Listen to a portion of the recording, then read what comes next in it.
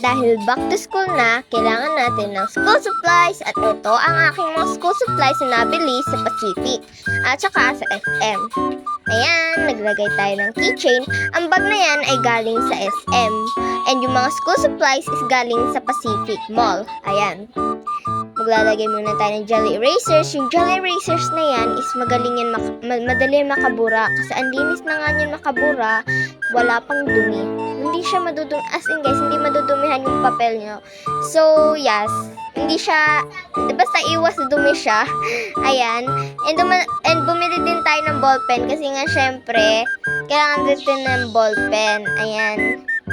But, by the way, malapit na pala ako mag-high school. Kaya, ayan, kailangan natin ng ballpen. And yung mga ballpen na yan, basta lahat ng school supplies ko is galing sa Pacific. Naglalag na cellphone ko, ayan. And yan, kailangan din natin ng pouch. Yung pouch na yan is galing sa pinanggoten ko at kay Ate Sel. Ayan.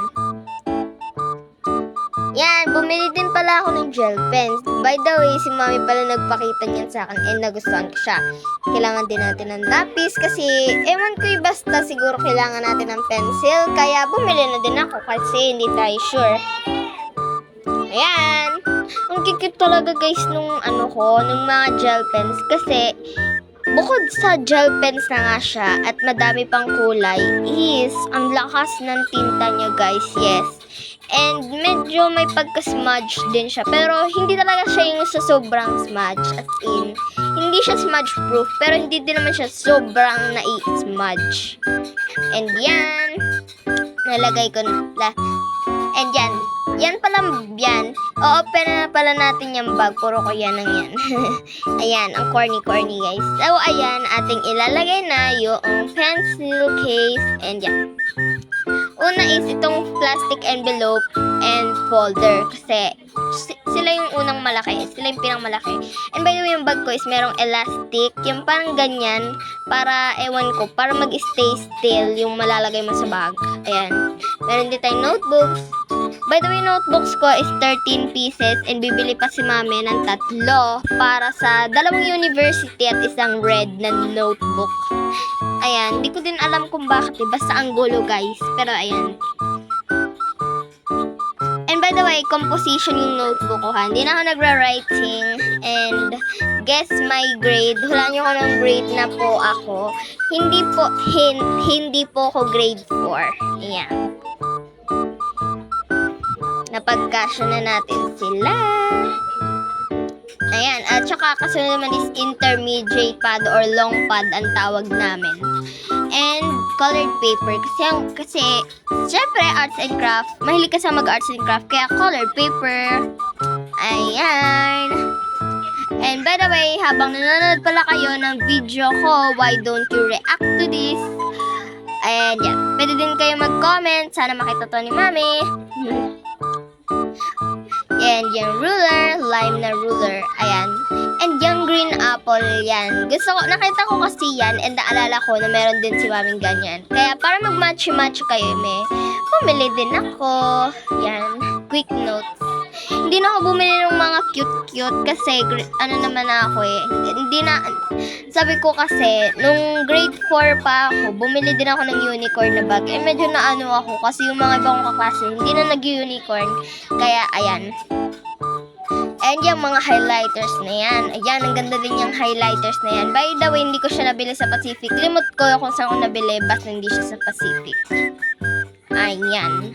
Kung medyo mabilis ako magsalita, pagpasensyahan nyo na kasi hindi ko alam kung ano sasabihin ko. Kaya nag-iisip na lang ako ng mabilis. Kaya mapabilis din ako sa salita. And then, lagi guys ng phone ko. As in, sobrang lagi niya. Kaka-edit ko. Kasi nag-edit pa ako ng thumbnail ng video. And ayan.